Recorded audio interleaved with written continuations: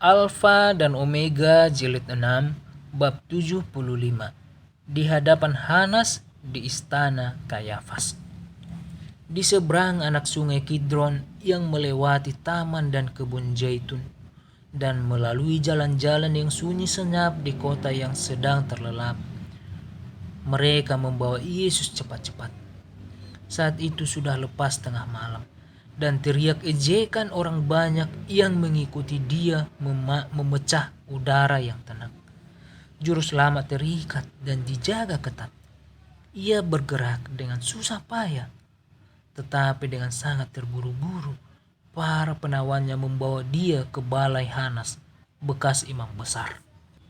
Hanas adalah kepala keluarga imam yang menjalankan tugas, dan karena usianya ia diakui oleh orang banyak sebagai imam besar. Nasihatnya diminta orang dan dilaksanakan sebagai suara Allah. Ia harus mula-mula memeriksa Yesus, seorang tawanan yang dihadapkan kepada kuasa imam. Ia harus hadir ketika pemeriksaan orang tahanan itu diadakan, karena khawatir jangan-jangan Kayafas yang kurang pengalaman gagal mendapat tujuan yang sedang mereka usahakan. Tipu daya, kelicikan, dan kecerdikannya harus digunakan pada kesempatan ini, karena bagaimanapun juga hukuman bagi Kristus harus dipastikan. Kristus harus diadili secara resmi di hadapan Sanhedrin. Tetapi di hadapan Hanas ia mendapat pemeriksaan pendahuluan.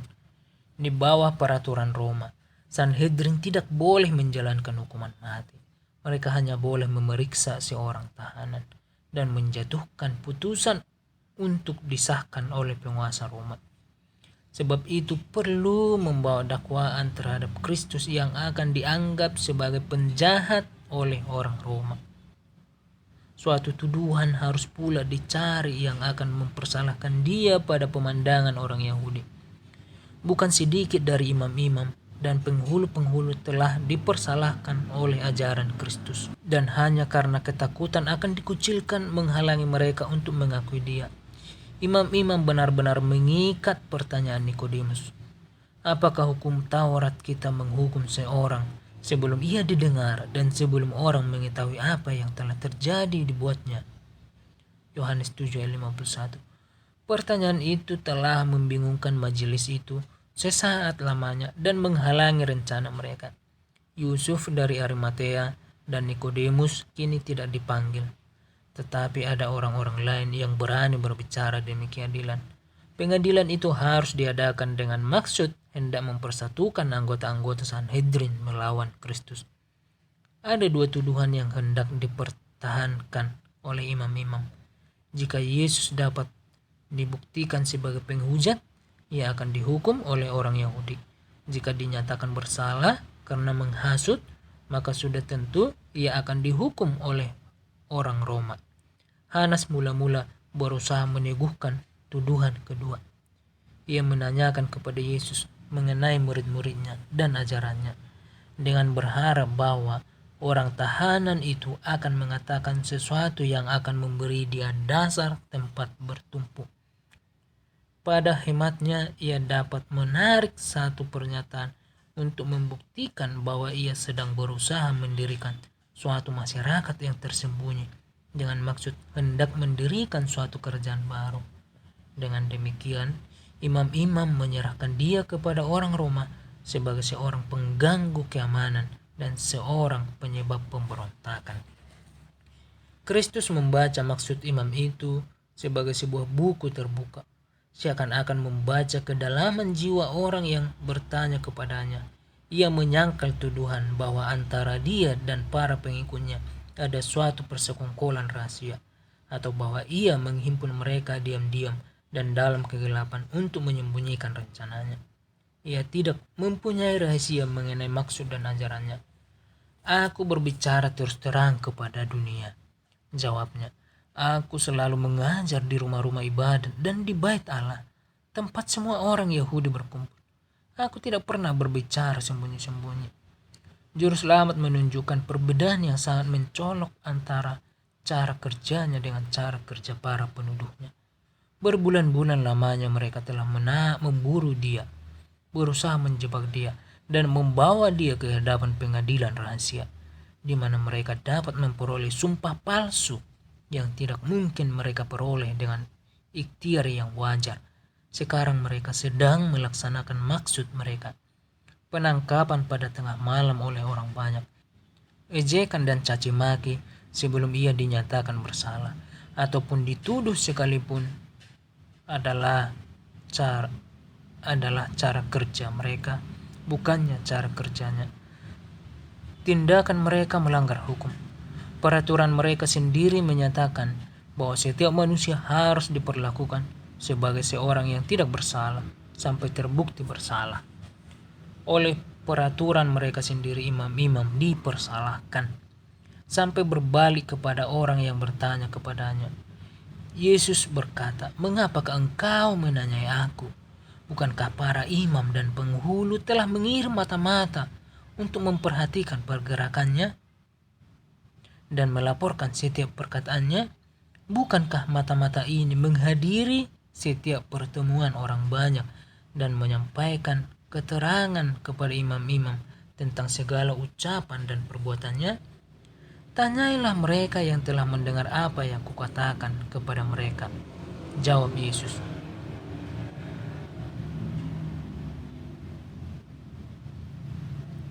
"Mereka tahu yang telah kukatakan." Hanas terdiam mendengar ketegasan dan jawab itu, karena khawatir jangan-jangan Kristus akan mengatakan sesuatu mengenai cara tindakannya yang hendak disembunyikannya. Ia tidak mengatakan apa-apa lagi kepadanya pada saat itu. Salah seorang laskarnya yang dipenuhi kemarahan ketika ia melihat Hanas terdiam menampar muka Yesus, seraya berkata, "Begitukah jawabmu kepada imam besar?" Kristus menjawab dengan tenang, "Jika kataku itu salah, tunjukkanlah salahnya. Tetapi jika kataku itu benar, mengapa engkau menampar aku?"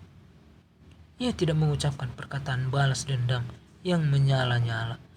Jawabnya yang tenang berasal dari hati yang tidak berdosa, sabar, dan lemah lembut, yang tidak dapat membangkitkan amarah. Kristus sangat menderita makian dan hinaan pada tangan makhluk-makhluk yang telah diciptakannya, dan yang baginya ia sedang mengadakan pengorbanan yang tidak terhingga. Ia menerima setiap perlakuan yang tidak pantas, dan ia menderita sebanding dengan kesempurnaan kesuciannya dan kebenciannya akan dosa. Perihal ia diadili oleh manusia yang bertindak seperti hantu merupakan suatu pengorbanan kekal baginya. Dikelilingi oleh manusia yang dikendalikan oleh setan, sungguh menjijikkan baginya. Dan ia mengetahui bahwa dalam sesaat saja, oleh menunjukkan kuasa ilahinya, ia dapat mencampakkan orang-orang bengis yang menyiksa dia ke tanah. Hal ini menjadikan pemeriksaan ini lebih berat menanggungnya. Orang Yahudi sedang menantikan Mesias untuk dinyatakan dalam pertujuan secara lahiriah. Orang Yahudi sedang menantikan Mesias untuk dinyatakan dalam pertunjukan secara lahiriah. Mereka mengharapkan dia dengan sekejap mata dan penuh kuasa akan mengubah aliran pikiran manusia dan memaksakan diri mereka suatu pengakuan akan keunggulannya dengannya dan memuaskan harapan mereka yang penuh hasrat.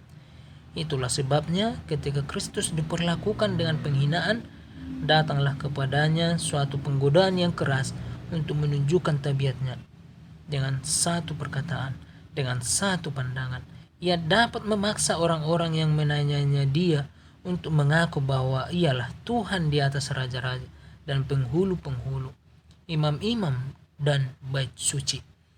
Tetapi itulah tugasnya yang sulit, untuk memelihara kedudukan yang telah dipilihnya sebagai satu dengan manusia. Malaikat-malaikat surga menyaksikan setiap gerakan yang diadakan terhadap panglima mereka yang kekasih. Mereka ingin melepaskan Kristus. Di bawah Allah, malaikat-malaikat itu sangat berkuasa.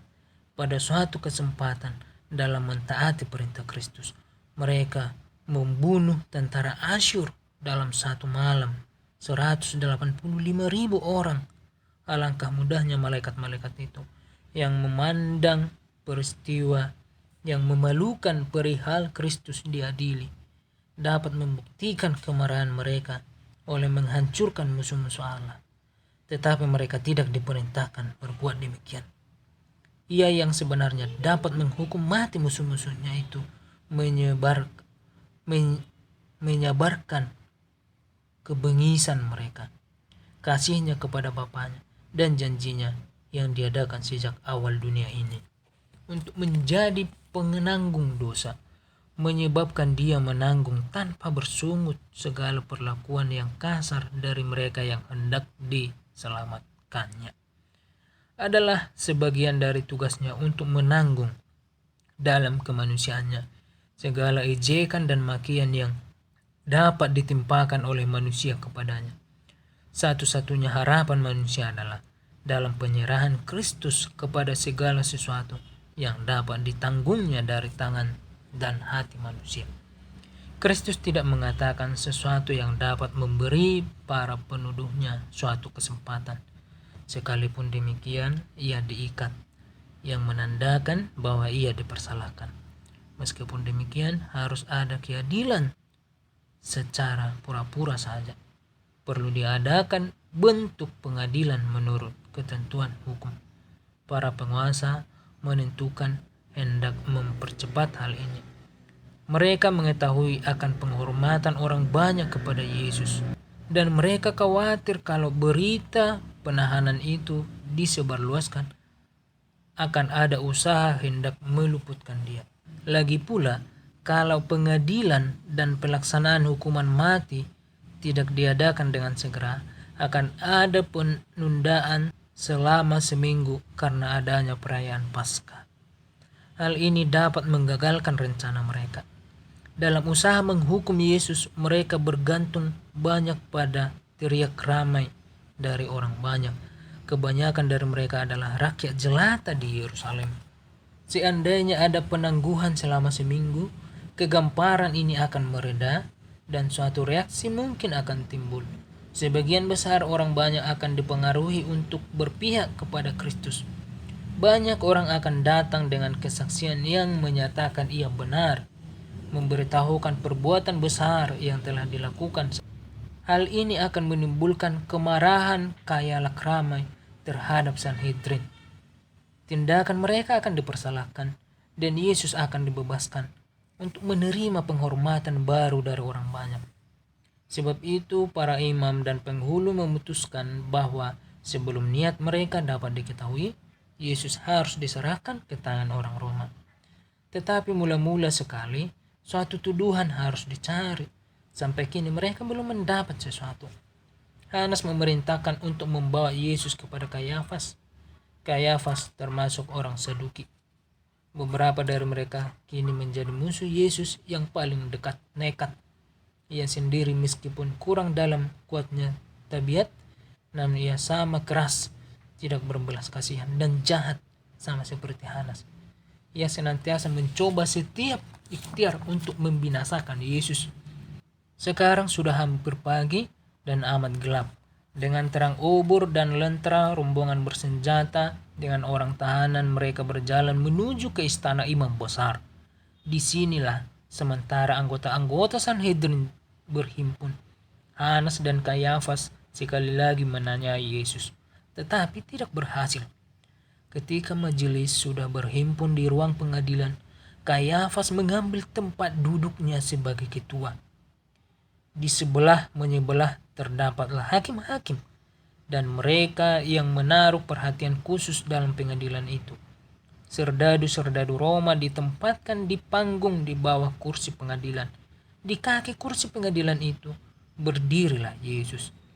Pandangan segenap orang banyak itu tertuju kepadanya. Kegemparan menghebat. Dari orang banyak itu hanya dia sendiri yang tetap tenang dan penuh damai. Suasana yang mengelilingi dia tampaknya diresapi dengan pengaruh yang suci. Kayafas telah menganggap Yesus sebagai saingannya. Keinginan orang banyak hendak dengarkan juru selamat, serta kesedihan yang tampaknya ada pada mereka untuk menerima ajarannya telah menimbulkan kecemburuan yang pahit di pihak imam besar. Tetapi ketika Kayafas kini memandang pada orang tahanan itu, ia dipenuhi kekaguman melihat pembawaannya yang agung dan mulia itu. Suatu keyakinan datang kepadanya bahwa orang ini sama dengan Allah. Sesaat kemudian dihilangkannya ingatan itu dengan penuh hinaan.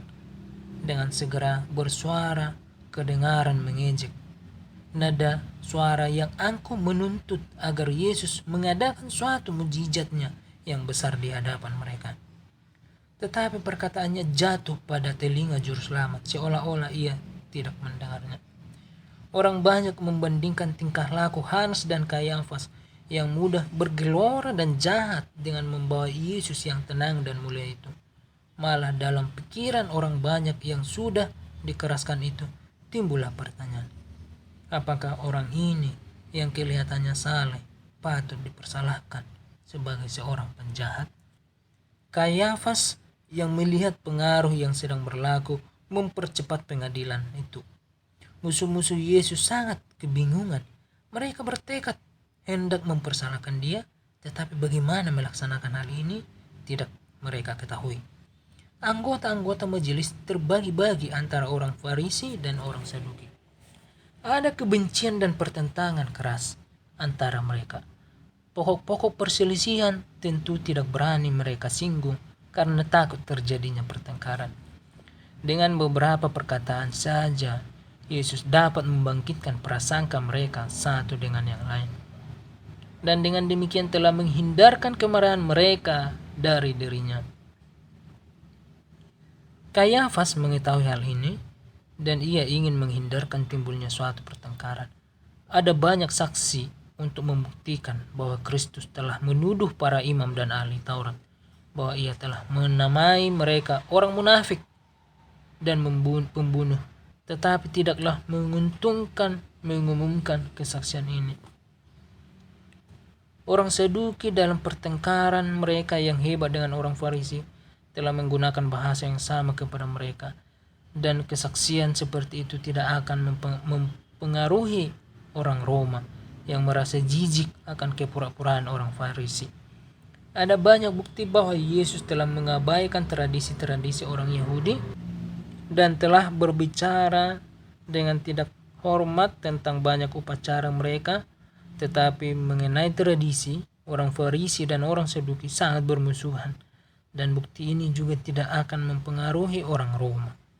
Musuh-musuh Kristus tidak berani menuduh dia karena pelanggaran Sabat, agar jangan suatu penyelidikan menyatakan sifat kerajaannya. Jika mujizat penyembuhannya dinyatakan, tujuan imam justru akan dikalahkan.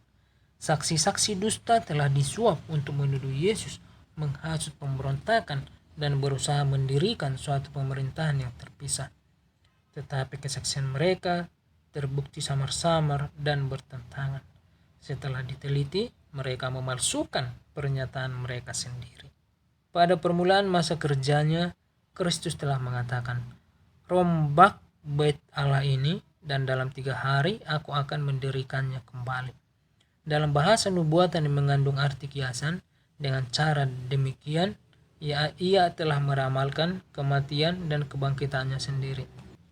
Yang dimaksudnya dengan bait Allah ialah tubuhnya sendiri.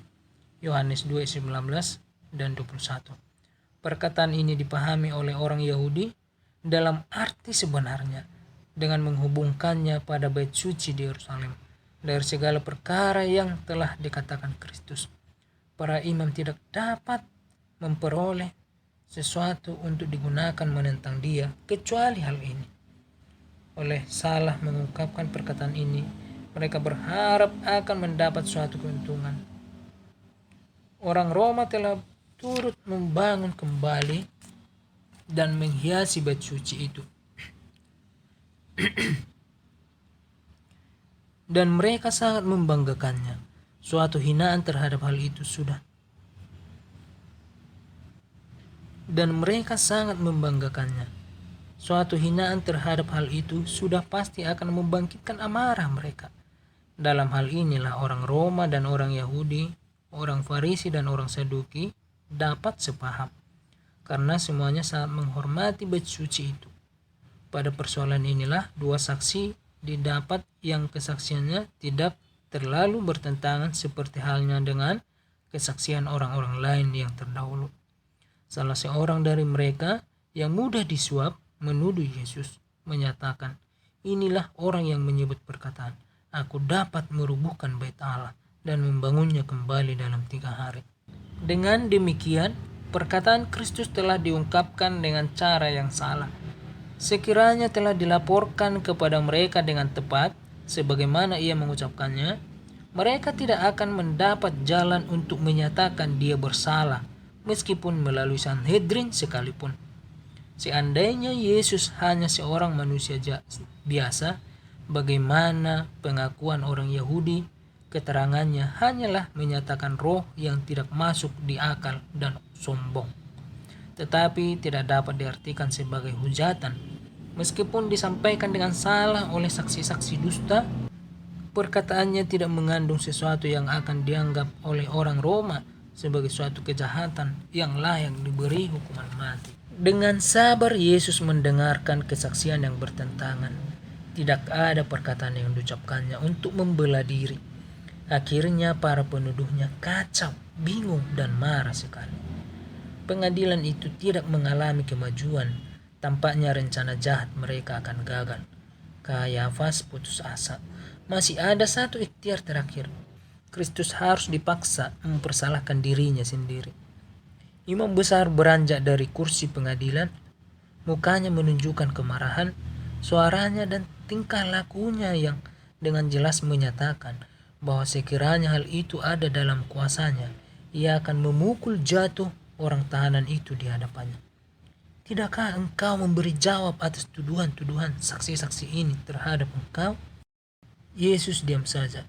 Dia dianiaya, tetapi dia membiarkan diri ditindas dan tidak membuka mulutnya seperti anak domba yang dibawa ke pembantaian, seperti induk domba yang keluh di depan orang-orang yang mengguntingi bulunya. Ia tidak membuka mulutnya. Yesaya 53 ayat 7. Akhirnya Kayafas sambil mengangkat tangannya arah ke langit menyapa Yesus dalam bentuk suatu sumpah yang sungguh-sungguh. Demi Allah yang hidup, katakanlah kepada kami, apakah engkau Mesias, anak Allah atau tidak? Terhadap seruan ini, Kristus tidak dapat tinggal diam. Ada waktunya tinggal diam dan ada waktunya berbicara. Ia tidak berbicara sampai ditanya secara langsung. Ia mengetahui bahwa menjawab sekarang akan memastikan kematiannya. Tetapi seruan itu diadakan oleh penguasa bangsa yang tertinggi dan dalam nama yang maha tinggi. Kristus tidak akan gagal untuk menunjukkan penghormatan yang sepatutnya terhadap hukum. Lebih dari ini, hubungannya sendiri dari Bapa ditanyakan kepadanya. Ia harus menyatakan tabiat dan tugasnya dengan terus terang. Yesus telah mengatakan kepada murid-muridnya, setiap orang yang mengaku aku di depan manusia, aku juga akan mengakuinya di hadapan Bapakku yang di sorga. Matius 10:32. Sekarang dengan teladannya sendiri ia mengulangi pelajaran itu. Setiap telinga dicenderungkan hendak mendengar, setiap mata menatap wajahnya ketika ia menjawab, engkau telah mengatakannya. Suatu terang surga tampaknya menerangi wajahnya yang pucat seketika ia menambahkan, tetapi aku berkata kepadamu, mulai sekarang kamu akan melihat anak manusia duduk di sebelah kanan yang maha kuasa dan datang di atas awan-awan di langit. Sesaat lamanya keilahian Kristus memancar melalui samaran kemanusiaannya. Imam besar hilang semangatnya di hadapan mata juru selamat yang dapat menebus itu. Pandangan itu tampaknya membaca pikiran yang tersembunyi dan membakar ke dalam hatinya. Tidak pernah dalam hidupnya sesudah saat itu ia melupakan pandangan yang tajam dari anak Allah yang dianiaya itu. Mulai sekarang, kata Yesus, kamu akan melihat Anak Manusia duduk di sebelah kanan Yang Maha Kuasa dan datang di atas awan-awan di langit. Dalam perkataan ini, Kristus mengemukakan pemandangannya yang bertentangan dengan apa yang sedang terjadi pada saat itu. Ia, Tuhan, kehidupan dan kemuliaan, akan didudukan pada sebelah kanan Allah. Ia akan menjadi hakim segenap bumi, dan dari keputusannya tidak ada yang dapat naik banding. Lalu setiap perkara yang tersembunyi akan ditaruh dalam tangan terang wajah Allah, dan hukuman dijatuhkan ke atas setiap orang sesuai dengan perbuatannya. Perkataan Kristus mengejutkan imam besar. Buah pikiran bahwa akan ada kebangkitan orang mati, ketika semua orang akan berdiri di pengadilan Allah dan akan mendapat pahala menurut perbuatan mereka, merupakan suatu buah pikiran yang menakutkan Kayafas. Ia tidak mau percaya bahwa pada masa depan ia akan mendapat hukuman menurut perbuatannya. Di hadapan pikirannya terkilatlah suatu pemandangan tentang penghukuman terakhir. Sesaat lamanya ia terlihat pemandangan yang menakutkan tentang kubur-kubur terbuka dan orang mati dibangkitkan, serta dengan rahasia-rahasia yang ia harapkan sudah tersembunyi selama-lamanya. Sesaat lamanya ia merasa seakan-akan berdiri di hadapan hakim yang kekal, yang dengan matanya yang dapat melihat segala perkara, sedang membaca jiwanya dan memaparkan rahasia-rahasia yang hendaknya tersembunyi dengan orang mati. Pemandangan itu lalu dari pandangan imam itu. Perkataan Kristus sangat melukai hatinya. Seorang Saduki, Kayafas, telah menyangkal doktrin kebangkitan, penghukuman dan kehidupan di masa depan. Sekarang bernyala-nyalalah amarahnya oleh kemarahan setan. Apakah orang ini, orang tahanan di hadapannya, akan menyerang teori yang ditaruhnya dalam hatinya? Sambil mengoyakkan jubahnya, supaya orang banyak dapat melihat perasaan ngerinya yang pura-pura, ia menuntut agar orang tahanan itu dihukum karena menghujat tanpa diadakan pemeriksaan pendahuluan lebih lanjut. Untuk apa kita perlu saksi lagi? Katanya, sekarang kamu sudah mendengar hujatnya. Bagaimana pendapat kamu? Dan mereka semuanya mempersalahkan dia. Keyakinan bercampur dengan kemarahan mempengaruhi Kayafas untuk berbuat sebagaimana yang dilakukannya. Ia marah pada dirinya sendiri karena mempercayai perkataan Kristus, dan gantinya mengoyakkan hatinya di bawah perasaan yang mendalam akan kebenaran dan mengakui bahwa Yesus itulah Mesias. Ia mengoyakkan jubah keimamatannya dalam penolakan yang aneh. Tindakan ini sangatlah berarti. Sangatlah sedikit Kayafas menyadari maknanya. Dalam tindakan ini yang dilakukan untuk mempengaruhi hakim dan dalam usaha untuk menyatakan Kristus bersalah, imam besar telah menghukum dirinya sendiri.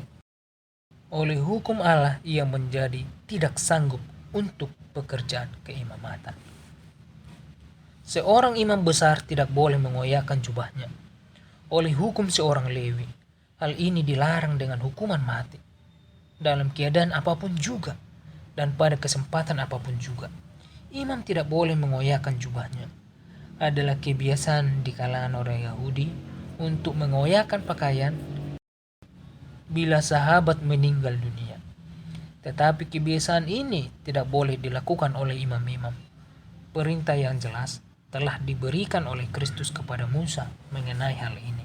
Imamat 10 ayat 6. Segala sesuatu yang dikenakan oleh imam harus sempurna dan tidak bercela. Oleh jubah resmi yang indah inilah digambarkan tabiat Yesus Kristus yang dilambangkan dengan segala upacara korban itu. Tidak satu pun terkecuali kesempurnaan dalam pakaian dan sikap, dalam perkataan dan roh, dapat berkenan kepada Allah. Ia suci dan kemuliaan dan kesempurnaannya harus digambarkan oleh upacara di dunia. Tidak ada sesuatu kecuali kesempurnaan dapat menggambarkan dengan selayaknya kesucian upacara di surga. Manusia terbatas oleh mengoyakkan hatinya sendiri, oleh menunjukkan suatu roh yang menyesal dan rendah hati. Hal ini akan dilihat Allah. Tetapi jubah imam sekali-kali tidak boleh dikoyakkan, karena hal ini akan menodai gambaran tentang perkara-perkara di surga. Imam besar yang berani muncul dalam jabatannya yang suci dan mengambil bagian dalam upacara bait suci dengan jubah yang sudah dikoyakkan dipandang sebagai seorang yang sudah memisahkan dirinya dari Allah. Oleh mengoyakkan jubahnya, ia memutuskan dirinya dari tabiat yang mewakili. Ia tidak lagi diterima Allah sebagai seorang imam yang bertugas.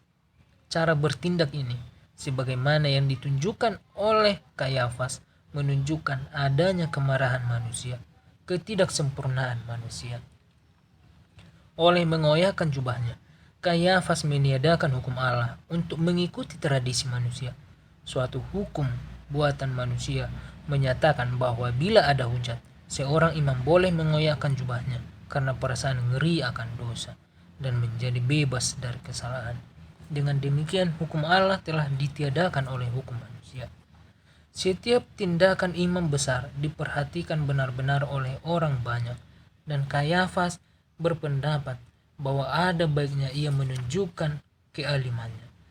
Tetapi dalam perbuatannya ini, yang direncanakan sebagai suatu tuduhan terhadap Kristus, ia sedang menghina seorang yang telah dikatakan Allah, "Namaku ada di dalam dia." Keluaran 23:21. Ia sendiri sedang menghujat sambil berdiri di bawah hukum Allah yang menjatuhkan hukuman ke atas Kristus sebagai seorang penghujat. Ketika Kayafas mengoyakkan jubahnya, perbuatannya mengartikan bagaimana kedudukan bangsa Yahudi sebagai suatu bangsa terhadap Allah sesudah saat itu. Umat Allah yang tadinya disenangi sedang memisahkan diri dari Dia, dan dengan cepatnya sedang menjadi suatu umat yang tidak diakui oleh Jehovah sebagai pemiliknya. Ketika Kristus berseru di salib, "Sudah selesai," Yohanes 19:30, dan tirai bait suci terbelah dua, penunggu yang suci menyatakan bahwa bangsa Yahudi telah menolak Dia yang dilambangkan oleh segala upacara korban mereka, yang menjadi kenyataan bagi segala upacara bayang-bayang mereka. Israel telah memisahkan diri dari Allah. Memang sudah sepantasnya Kayafas mengoyakkan jubah jabatannya yang mengartikan bahwa ia mengaku sebagai seorang wakil imam besar, karena hal itu tidak lagi mengandung arti baginya atau bagi orang banyak. Sudah sepantasnya imam besar mengoyakkan jubahnya dalam kengirian bagi dirinya sendiri dan bagi orang banyak. Sanhedrin telah mengumumkan bahwa Yesus patut dibunuh, tetapi bertentangan dengan hukum Yahudi mengadili seorang tahanan pada malam hari. Dalam menyatakan seseorang bersalah menurut ketentuan hukum, tidak satu pun dapat dilakukan kecuali dalam terang siang hari dan di hadapan pertemuan majelis yang lengkap. Meskipun demikian, juru selamat kini diperlakukan sebagai seorang penjahat yang sudah dijatuhi hukuman dan diserahkan untuk diperlakukan dengan kasar oleh manusia yang paling rendah dan paling jahat. Balai imam besar mengelilingi suatu halaman terbuka di tempat serdadu-serdadu dan orang banyak telah berhimpun. Melalui halaman ini, Yesus dibawa ke ruang jaga. Pada setiap sisi menghadapi ejekan karena ia mengaku anak Allah. Perkataannya sendiri, duduk di sebelah kanan yang maha kuasa dan datang di atas awan-awan di langit. Diulangi dengan cara mengejek. Sementara di dalam ruang jaga, menunggu pengadilan yang sah, ia tidak dilindungi. Rakyat jelata yang tidak berpengetahuan telah melihat kekejaman berperlakuan terhadap dia di hadapan majelis. Dan itulah sebabnya mereka mengambil kebebasan untuk menunjukkan segala sifat setan dalam perangai mereka. Justru keagungan, pembawaan dan kesalehan Kristus yang telah menggertak mereka sehingga mereka menjadi sangat marah. Kelemah lembutannya, keadaannya yang tidak bersalah, kesabarannya yang mulia, memenuhi mereka dengan kebencian yang berasal dari setan. Kemurahan dan keadilan dipijak-pijak. Belum pernah seorang penjahat diperlakukan dengan sangat bengisnya seperti anak Allah. Tetapi derita yang lebih pedih lagi meremukkan hati Yesus. Pukulan yang menyebabkan kepedihan yang paling hebat tidak dapat diberikan oleh tangan manusia. Sementara ia mengalami ejekan dari pemeriksaan di hadapan Kayafas, Kristus telah disangkal oleh salah seorang muridnya sendiri. Sesudah meninggalkan guru mereka di taman, dua orang muridnya telah mencoba mengikuti dari jauh. Orang banyak mengawasi Yesus. Murid-murid ini adalah Petrus dan Yohanes. Imam-imam mengenal Yohanes sebagai seorang murid Yesus yang kenamaan dan mengizinkan dia masuk ke dalam ruangan sambil berharap bahwa ketika ia menyaksikan pemimpinnya dihinakan, ia akan mengejek pendapat bahwa orang seperti itu adalah anak Allah. Yohanes mengucapkan perkataan yang menolong Petrus dan membuka jalan baginya juga untuk masuk. Di halaman telah dinyalakan api, karena saat itu merupakan waktu yang paling dingin pada malam, sebab fajar sudah hampir mereka. Serombongan orang berkumpul di sekeliling api, dan Petrus dengan pongahnya mengambil tempat dengan mereka. Ia tidak mau dikenal sebagai seorang murid Yesus. Oleh bercampur dengan sikap acuh tak acuh dengan orang banyak itu, ia berharap akan dianggap sebagai salah seorang dari mereka yang telah membawa Yesus ke ruangan itu. Tetapi ketika terang menyinari muka Petrus, wanita yang menjaga pintu menatap dia. Wanita itu telah memperhatikan bahwa ia datang dengan Yohanes, dan wanita itu pun memperhatikan adanya kemurungan yang nyata pada mukanya, dan berpendapat bahwa boleh jadi ia pun seorang murid Yesus. Wanita itu adalah salah seorang pembantu rumah tangga Kayafas dan ingin tahu. Ia mengatakan kepada Petrus, "Bukankah engkau juga seorang daripada muridnya?" Petrus terkejut dan bingung. Mata serombongan orang dengan segera tertuju kepadanya. Ia pura-pura tidak mengerti akan dia, tetapi wanita itu tetap meneruskan dan mengatakan kepada mereka yang ada di sekeliling perempuan itu bahwa orang ini bersama-sama dengan Yesus. Petrus merasa terpaksa menjawab dan mengatakan dengan marah-marah, "Aku tidak mengenalnya." Inilah penyangkalan pertama, dan tidak lama kemudian ayam pun berkokok. Oh, Petrus begitu cepat merasa malu akan gurumu. Begitu cepat menyangkal Tuhan. Yohanes ketika memasuki ruang pengadilan tidak berusaha menyembunyikan kenyataan bahwa ia seorang pengikut Yesus. Ia tidak bercampur dengan serombongan orang yang kasar yang sedang menghina gurunya. Ia tidak ditanyai karena ia tidak menunjukkan sifat berpura-pura yang dengan demikian menempatkan dirinya dalam kemungkinan dicurigai. Ia mencari suatu sudut yang sepi, yang aman dari perhatian orang banyak.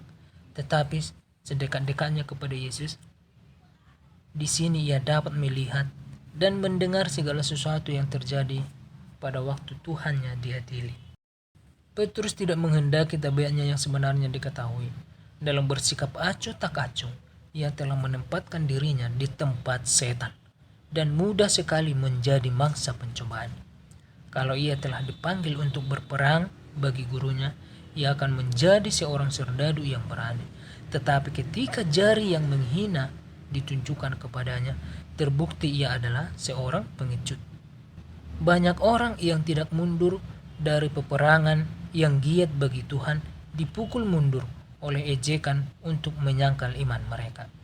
Oleh bergaul dengan orang-orang yang harus mereka hindari, mereka menempatkan diri pada jalan penggodaan. Mereka mengundang musuh untuk mencobai mereka dan terpengaruh untuk mengatakan dan melakukan sesuatu yang dalam keadaan lain mereka tidak pernah akan dipersalahkan. Murid Kristus yang pada zaman kita menyamarkan imannya karena takut akan penderitaan dan celaan, menyangkal Tuhannya dengan sesungguhnya, sebagai halnya dengan Petrus dalam ruang pengadilan. Petrus berusaha tidak menunjukkan perhatian dalam pengadilan terhadap gurunya, Tetapi hatinya sangat sedih ketika didengarnya ejekan yang bengis dan melihat nistaan yang sedang dideritanya. Lebih dari itu, ia heran dan marah karena Yesus merendahkan dirinya. Para pengikutnya telah menyerah pada perlakuan seperti itu. Untuk menyembunyikan perasaan yang sebenarnya, ia berusaha menggabungkan diri dengan orang-orang yang menganiayakan Yesus dalam senda gurau mereka yang tidak selayaknya. Tetapi sikap ini hanya dibuat. Ia sedang melakukan suatu tipu dan sementara berusaha berbicara dengan sikap tidak peduli. Ia tidak dapat menahan air muka kemarahan melihat nistaan yang ditimpakan pada gurunya. Perhatian diberikan kepada kedua kalinya dan sekali lagi ia dituduh sebagai seorang pengikut Yesus. Sekarang ia menyatakan dengan sumpah, "Aku tidak kenal orang itu." Kesempatan lain masih diberikan kepadanya. Sejam telah berlalu ketika salah seorang hamba imam besar yang masih bertalian keluarga yang dekat dengan orang yang telinganya dipancung oleh Petrus menanyakan kepadanya, Bukankah aku melihat engkau di dalam taman bersama-sama dengan dia? Sesungguhnya engkau seorang daripada mereka itu, karena engkau juga orang Galilea." Mendengar perkataan ini, Petrus sangat marah. Murid-murid Yesus terkenal karena bahasa mereka yang murni, dan untuk menipu orang yang menanyai dia dan membenarkan sifat kepura-puraannya, kini Petrus menyangkali gurunya dengan kutuk dan sumpah. Sekali lagi ayam pun berkokoklah. Petrus mendengarnya dan teringatlah ia perkataan Yesus, "Sebelum ayam berkokok 2 kali, engkau telah menyangkal aku 3 kali." Markus 14 ayat 30.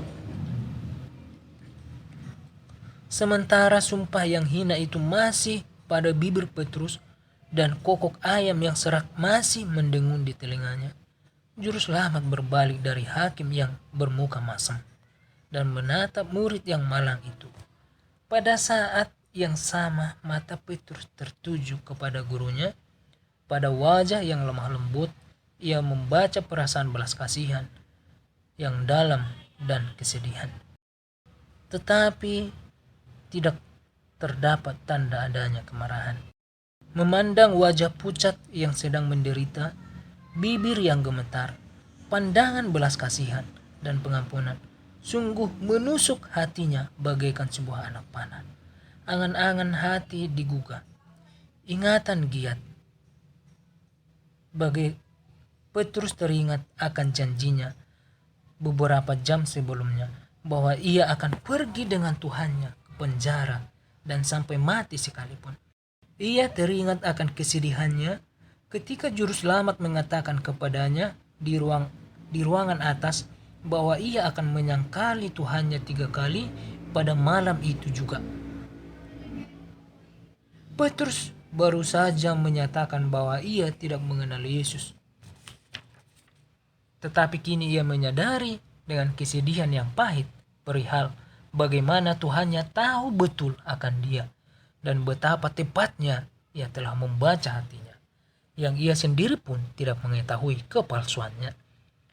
Kenangan tentang banyak perkara terkilat dalam ingatannya. Kemurahan Juru Selamat yang lemah lembut, kebaikan dan panjang sabarnya, kelemah lembutan dan kesabarannya terhadap murid-muridnya yang bersalah, semuanya teringat olehnya. Ia teringat akan amaran, "Simon, Simon, lihat, iblis telah menuntut untuk menampik kamu seperti gandum, tetapi aku telah berdoa untuk engkau supaya imanmu jangan gugur." Lukas 22 ayat 31 dan 32. Dengan perasaan ngeri, ia mempertimbangkan baik-baik sifatnya yang tidak berterima kasih, kepalsuannya, sumpah palsunya. Sekali lagi ia memandang kepada gurunya dan melihat tangan jahilnya diangkat hendak menampar dia pada wajahnya. Dalam keadaan tidak tahan melihat pemandangan itu lebih lama, ia pun lekas-lekas keluar dengan hancur hatinya dari ruangan itu. Ia berjalan terus dalam kesunyian dan kegelapan dengan tidak mengetahui dan tidak memperdulikan kemana langkahnya. Akhirnya tibalah ia di Getsemani. peristiwa beberapa jam sebelumnya terkilat dalam ingatannya. Wajah Tuhannya yang menderita, yang berkeringat darah dan kejang dengan penderitaan, terbayang di hadapannya. Ia teringat dengan penyesalan dan pahit bahwa Yesus telah meratap dan merasai siksa dalam doa sendirian. Sementara mereka yang seharusnya bersatu dengan dia pada saat yang sukar itu sedang tertidur. Ia teringat akan perintahnya yang sungguh-sungguh. Berjaga-jagalah dan berdoalah supaya kamu jangan jatuh ke dalam pencobaan. Matius 26 ayat 41. Ia menyaksikan lagi pemandangan dalam ruang pengadilan. Sungguh menyiksa hatinya yang pedih ketika ia mengetahui bahwa ia telah menambahkan beban yang paling berat pada hinaan dan kesedihan juru selamat di tempat yang sama di mana Yesus telah mencurahkan isi jiwanya dengan pedihnya kepada Bapanya. Petrus pun tersungkurlah dan menghendaki agar ia mati saja. Karena tertidur ketika Yesus menyuruh dia berjaga dan berdoa, Petrus telah membuka jalan bagi dosanya yang besar. Semua murid karena tertidur pada saat yang kritis itu menderita kerugian yang besar. Kristus mengetahui ujian berat yang harus mereka lalui. Ia mengetahui bagaimana setan akan bekerja untuk melumpuhkan perasaan mereka agar mereka tidak bersedia menghadapi ujian itu. Sebab itulah ia memberi mereka amaran. Sekiranya saat-saat di taman digunakan untuk berjaga-jaga dan berdoa, Petrus tidak akan ditinggalkan bergantung pada kekuatannya sendiri yang lemah itu. Ia tidak akan menyangkali Tuhannya.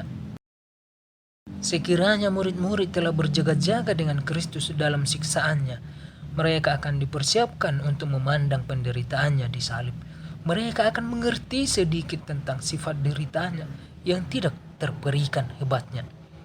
Mereka akan sanggup mengingat perkataannya yang meramalkan penderitaannya, kematiannya, dan kebangkitannya.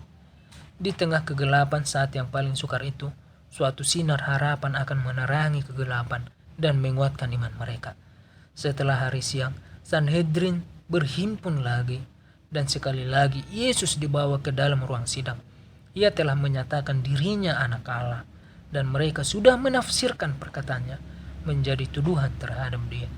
Tetapi mereka tidak dapat mempersalahkan dia atas hal ini, sebab kebanyakan dari mereka tidak hadir pada rapat di waktu malam, dan mereka tidak mendengar perkataannya, dan mereka mengetahui bahwa pengadilan Roma tidak akan mendapat sesuatu dalamnya yang patut diganjar dengan kematian. Tetapi jika dari bibirnya sendiri mereka semuanya dapat mendengar perkataannya itu diulangi, tujuannya mereka dapat dicapai. Pengakuannya bahwa ialah Mesias dapat mereka artikan sebagai pengakuan politisi yang bersifat menghasut. Jikalau engkau adalah Mesias, kata mereka, katakanlah kepada kami. Tetapi Kristus tinggal diam. Mereka terus-menerus menghujani dia dengan pertanyaan. Akhirnya dalam nada belas kasihan yang menyedihkan ia menjawab, sekalipun aku mengatakan kepadamu, namun kamu tidak akan percaya.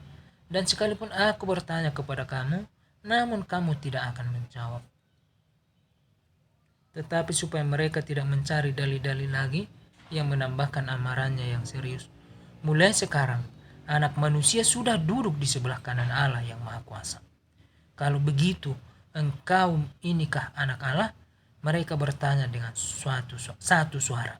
Ia mengatakan kepada mereka, kamu sendiri mengatakannya, bahwa akulah anak Allah. Mereka berteriak, untuk apa kita perlu kesaksian lagi? Kita ini telah mendengarnya dari mulutnya sendiri. Dan dengan demikian setelah dinyatakan bersalah ketiga kalinya oleh penguasa Yahudi, Yesus harus mati. Mereka berpendapat bahwa yang perlu dilakukan sekarang ialah mengesahkan hukum itu oleh orang Roma dan menyerahkan dia ke tangan mereka. Lalu terjadilah peristiwa nistaan dan ejekan yang ketiga, malah lebih buruk daripada yang didapat dari rakyat jelata yang tidak berpengetahuan. Di depan para imam dan penghulu dan dengan izin mereka, hal ini terjadi. Setiap perasaan simpati atau peri kemanusiaan telah lenyap dari hati mereka. Jika bantahan mereka lemah dan menemui kegagalan dalam mendiamkan suaranya, mereka mempunyai senjata lain, seperti yang telah digunakan pada zaman untuk mendiamkan para penganjur paham baru, penderitaan, kekerasan, dan kematian. Ketika hukuman bagi Yesus diumumkan oleh hakim, suatu kemarahan setan menguasai orang banyak. Suara yang gemuruh kedengaran bagaikan suara binatang buas. Orang banyak menyerbu menuju Yesus sambil berteriak-teriak, "Ia bersalah, bunuhlah dia." Kalau bukan oleh adanya serdadu-serdadu Roma, Yesus tidak akan tinggal hidup untuk dipakukan di salib Golgota. Ia akan dicabik-cabik di hadapan hakim-hakimnya kalau penguasa Roma tidak campur tangan dan oleh kekuatan senjata menahan kekerasan dari orang banyak.